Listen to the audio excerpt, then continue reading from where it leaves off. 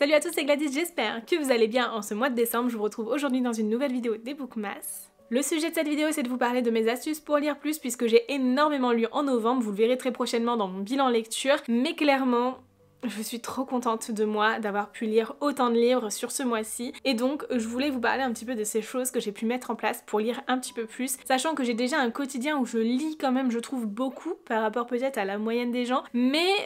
voilà, on ne se compare pas ici. L'objectif, c'est clairement de savoir ce que vous pouvez mettre en place si vous en ressentez l'envie ou le besoin, ou si tout simplement votre quotidien change et que vous recherchez de nouvelles façons de trouver des temps de lecture dans votre quotidien justement en plein mouvement. Bien évidemment, il n'y a pas une question de lire énormément, de lire le plus possible, etc., de passer ses journées à lire ou autre. Pour moi, c'est pas du tout comme ça que je conçois la lecture, même si je peux parfois avoir des moments de lecture qui sont très longs. C'est vrai qu'il y a quelques années, j'avais très envie, dès que je le pouvais, de faire des week-ends à 1000 où j'essayais de lire 1000 pages en un week-end, ou en tout cas de me focaliser à me concentrer le plus possible pendant ce temps-là, à lire le plus possible. Mais aujourd'hui, dans ma vie telle qu'elle est, le week-end, c'est pratiquement le moment où j'ai le moins le temps de lire parce que je fais plein d'autres choses, parce que je vais voir du monde, parce que j'ai aussi des tâches qui vont être plus ménagères comme faire des courses, ranger l'appartement, le nettoyer, etc., qui sont plus faciles à caser le week-end que en semaine. Et tout ça fait que, mine de rien, en suivant mes lectures, je me rends compte que le week-end c'est clairement pas le moment où je lis le plus, mais beaucoup plus en semaine.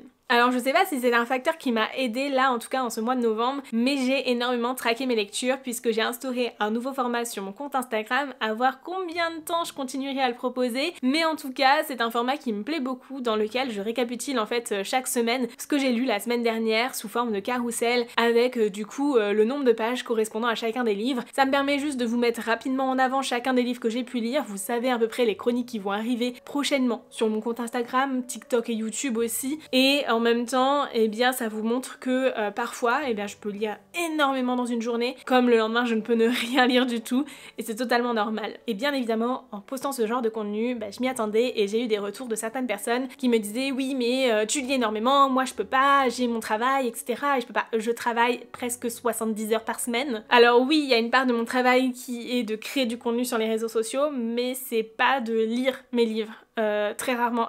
Ce sont des collaborations rémunérées ou dans ce cas-là, je vais essayer de prendre du temps aussi parfois en journée pour le lire et avancer dedans, tout simplement pour tenir mes délais. Et le reste du temps, eh bien que ce soit un achat ou un service de presse, eh bien je lis le livre sur mon temps personnel. Donc finalement, ça laisse peu de place à vraiment lire un livre en ouvrant mon livre, et je tiens à insister sur ça parce qu'il y a une chose qui m'aide énormément à lire plus, c'est d'écouter des livres audio. Sur certaines tâches de mon travail, que ce soit par exemple quand je vais prendre des photos de livres ou quand je vais filmer des inserts dans des vidéos YouTube par exemple où il n'y a pas de son, ou bien lorsque je vais travailler sur ma boutique, que ce soit pour dessiner des planches de stickers, préparer la papeterie ou même faire des bougies, je vais pouvoir écouter des livres audio. Et c'est pas sur toutes les tâches de mon travail, bien évidemment, quand j'écris un mail ou une chronique ou que je filme des vidéos, j'écoute des livres audio en même temps, mais il y a certaines tâches qui sont compatibles, et peut-être que dans votre quotidien, que ce soit du côté du travail ou du temps de perso, vous avez des tâches qui sont compatibles avec le fait d'écouter un livre audio, et peut-être que c'est un format qui vous correspond et que ça vaut le coup de l'essayer. En tout cas, si c'est le cas, sachez que j'ai quelques liens en description qui vous seront bien utiles pour découvrir certaines plateformes d'écoute, notamment Audible, Nextory ou encore Scribd,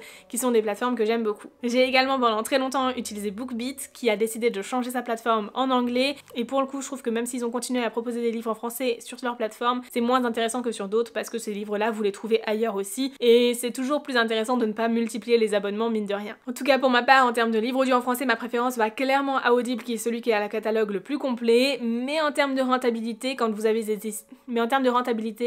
des systèmes avec des temps d'écoute de base, eh bien c'est parfois plus intéressant si le livre est plutôt court, donc ça vaut le coup de compléter avec un système comme Nextory ou encore BookBeat par exemple. Sur Scribd, le fonctionnement est un petit peu différent puisque ici vous allez payer un abonnement et avoir accès à l'application de manière continue, un petit peu comme un abonnement Netflix finalement qui va vous permettre d'accéder à l'ensemble des titres du catalogue, qu'importe le temps que vous allez passer dessus, et ça c'est franchement très chouette, mais vous avez très peu de livres en français. Il y en a quelques-uns et ça vaut vaut le coup, mais ça va être surtout intéressant si vous êtes du genre à écouter des livres en anglais par exemple, quitte à alterner entre une écoute en anglais et une lecture en français du même livre. En tout cas, de mon côté, moi je ne peux que vous inviter à découvrir le livre audio parce que j'en suis absolument fan. C'est un format que j'ai complètement inclus dans mon quotidien, que ce soit lorsque je me déplace en voiture, je vais écouter des livres audio, et d'ailleurs j'ai converti mon mari à ça aussi, et entre les livres audio ou des podcasts qui vont nous apprendre des choses, eh bien je trouve que c'est tout de suite beaucoup plus intéressant, et quand on comptabilise le nombre d'heures que l'on peut passer parfois dans les transports ou sur la route, ça peut être super intéressant de se divertir en écoutant un livre audio, que ce soit pour écouter une histoire fictive ou même se former, et ça peut être également le cas en écoutant des podcasts par exemple, mais je trouve que c'est tout de suite beaucoup plus intéressant et beaucoup plus rentable que d'écouter de la musique. Je ne dis pas que vous ne devez plus du tout écouter de musique quand vous conduisez, mais ce que je veux dire par là c'est que le temps n'est pas infini, et parfois passer des heures et des heures et des heures dans la semaine à juste écouter de la musique,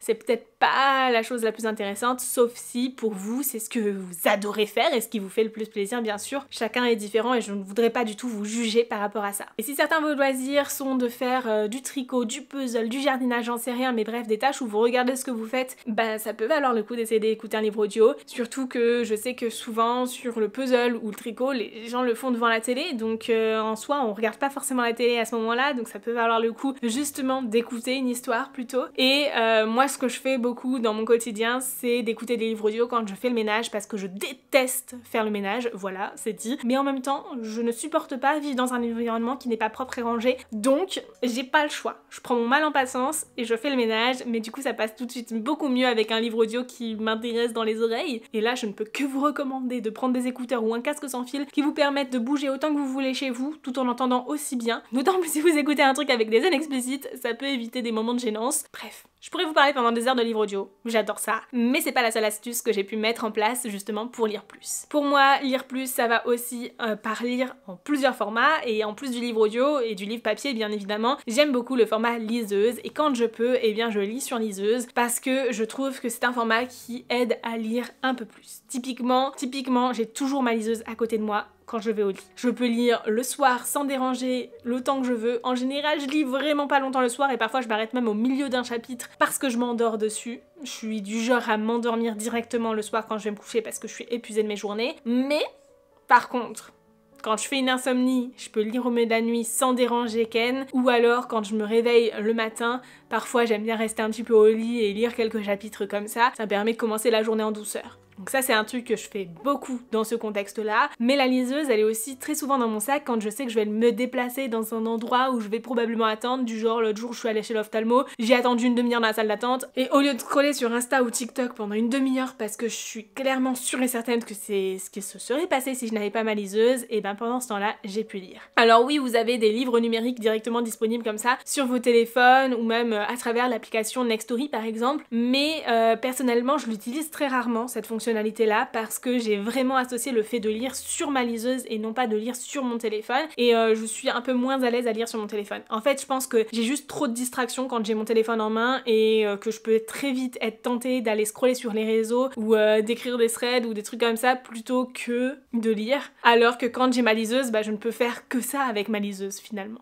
Si jamais vous voulez la référence de ma liseuse dont je suis absolument fan, c'est la Kobo Clara 2E de chez Kobo du coup, que vous trouvez à la Fnac, et maintenant elle existe aussi en format couleur. Honnêtement, je pense que ça peut être intéressant si vous lisez des BD, si vous avez envie de surligner des passages en couleur, etc. Si vous voulez un écran d'accueil un peu plus agréable avec des couleurs aussi sur les couvertures de livres, mais pour moi c'est pas indispensable, une liseuse noir et blanc c'est amplement suffisant. Et ensuite, le reste du temps, quand je lis des livres papier, eh bien je vais me fixer des temps de lecture minimum. C'est-à-dire que j'ai un petit sablier dans mon salon que je vais retourner dès que je vais commencer une lecture, enfin pas à chaque fois mais souvent quand j'ai envie de me fixer un temps minimum. Ce sablier il fait 15 minutes, je trouve qu'en 15 minutes on a le temps de lire un chapitre ou deux en général en fonction de la durée de ceci, et même si c'est pas un chapitre entier c'est pas grave, c'est toujours 15 minutes de lecture dans la journée et c'est déjà ça de prix. Et donc ça c'est quelque chose que je fais quand je sais que je manque un peu d'attention, que j'ai pas forcément un moment clé auquel je dois arrêter de lire, et du coup je vais tourner mon sablier, je me dis je lis au moins 15 minutes et ensuite à partir de 15 minutes, si je sens que j'ai encore envie de lire, que je suis à fond dedans, et ben je vais continuer autant de temps que je le souhaite. Mais si jamais je sens que voilà, ça fait 15 minutes mais que je perds déjà un peu en attention ou juste que j'ai envie de faire plein d'autres choses, et bien tout simplement je vais m'arrêter là, mais j'aurai déjà lu 15 minutes. Et ça c'est énorme quand on l'additionne jour après jour et parfois plusieurs fois dans la même journée, puisque il m'arrive de prendre du temps soit le matin avant de commencer à travailler, le midi pendant ma pause midi, parce que c'est crucial de prendre une pause, de faire un break, et j'ai beaucoup de mal à le faire parce que en fait mon travail c'est aussi mon loisir, et du coup j'ai beaucoup de mal à parfois me dire arrête de travailler et juste repose-toi. Donc quand je prends un livre, ça m'aide. Et sinon, le soir, je trouve que c'est un moment de transition qui aide vraiment, que ce soit avant le coucher, mais moi, en fait, ce que je préfère, c'est même avant de préparer le dîner. J'aime bien faire cette petite transition quand je le peux. Je le peux pas toujours, mais quand je le peux, eh bien, j'aime bien prendre un temps comme ça, après avoir fini de travailler et avant de préparer le dîner, pour lire un petit peu. Et quand je vous parle de préparer le dîner, c'est un truc que je fais beaucoup quand il y a des longs temps de cuisson. Typiquement, genre, tu prépares un plat et ensuite, il va au four pendant 30 minutes. Eh bien, en fait, pendant ce temps-là, 30 minutes c'est long, t'as largement le temps de nettoyer ta cuisine et ensuite il reste encore un peu de temps de cuisson. Du coup pendant ce temps-là, eh bien je lis un petit peu aussi en général. Bon pas toujours hein, parfois je range mon linge, mais ça dépend. Mais en fait je trouve qu'il faut être un peu à l'affût de ce moindre petit moment et de pas se dire ah non mais si j'ai pas 2 heures devant moi, je lirai pas. Parce que c'est rarement le cas, on a rarement 2 heures devant soi pour lire et du coup c'est beaucoup plus intéressant d'essayer de grappiller des petits moments par-ci par-là et franchement faut pas s'inquiéter, moi j'avais très peur en faisant ça de ne pas forcément réussir à reprendre l'histoire là où elle était et au contraire, il n'y a pas de souci, je pense que notre cerveau il arrive à revenir directement dans ce qui s'est passé. Au pire, il suffit de relire quelques lignes ou une page, mais franchement, en général, j'ai jamais besoin de le faire. Et ça permet même de continuer à vivre l'histoire entre 2 petits moments de lecture comme ça, à rester un peu plongé dans cette ambiance et dans cet univers. La dernière chose que je fais aussi, c'est de me fixer des petits objectifs. Je trouve que c'est quand même plutôt chouette. Quand je sais que j'ai du temps devant moi pour lire, typiquement si je vais lire le soir à la place de regarder un film, ou après avoir regardé un petit épisode de série, voilà, on se dit que on prend du temps chacun de notre côté pour faire ce que l'on veut, et ben je sais que j'ai pas mal de temps devant moi pour lire et dans ce cas là je vais me fixer des petits objectifs et je vais me dire ah bah tiens typiquement là tu pourrais lire 100 pages ou jusqu'à tel chapitre ou des choses comme ça et je trouve que ça motive beaucoup et parfois même une fois que j'ai atteint cet objectif je me dis ah bah tiens ici je continuais encore un petit peu parce que j'ai encore un peu de temps avant l'heure du coucher et en même temps d'autres fois ça marche pas, d'autres fois je m'étais fixé 100 pages et au final j'en lis que 50 et je suis déjà épuisée et je sens que mes yeux se ferment, faut juste écouter et arrêter là tout simplement. Et je pense que ce qui m'a beaucoup aidé là en novembre à lire autant ça a été de traquer mes lectures. C'est bête mais le fait de noter chaque jour combien de pages j'avais lu dans ma journée et bien ça m'a permis aussi de prendre conscience de combien je lisais dans chacun des livres et de me dire bah quand je lisais au moins 2 livres en même temps de lire au moins 30 pages dans chaque livre chaque jour parce que sinon t'avances pas du tout mais sans forcément me mettre de contraintes ou d'objectifs bien précis ou autres. Je me suis juste dit que parfois en fait ça pouvait être bien de changer telle chose par de la lecture ou alors tout simplement en fait c'est que parfois les livres qu'on lit nous correspondent tellement et on est tellement dedans que juste on n'a qu'une envie, c'est de continuer à lire et quand c'est comme ça, c'est absolument génial. Alors voilà, je pense avoir fait le tour de cette vidéo. Encore une fois, loin de moi l'idée de vous culpabiliser par rapport à ce que vous lisez, vous faites exactement ce que vous voulez, comme vous le voulez, mais si jamais vous ressentez le besoin de lire un petit peu plus, que ce soit pour enfin dégommer cette pile à lire qui attend chez vous parce que je suis convaincue que je suis pas la seule à avoir autant de livres chez moi ou alors tout simplement parce que ça vous fait vraiment plaisir et que vous ne savez pas comment faire pour rajouter du temps de lecture dans votre quotidien. J'espère que cette vidéo vous aura apporté quelques petites astuces pour vous aider. Il n'y a pas de choses révolutionnaires dans tous les cas, et ben faut se mettre à lire et quand un livre vous freine et vous donne pas envie de continuer, parfois ça vaut le coup d'en piocher un autre même si ça fait mal au cœur parce que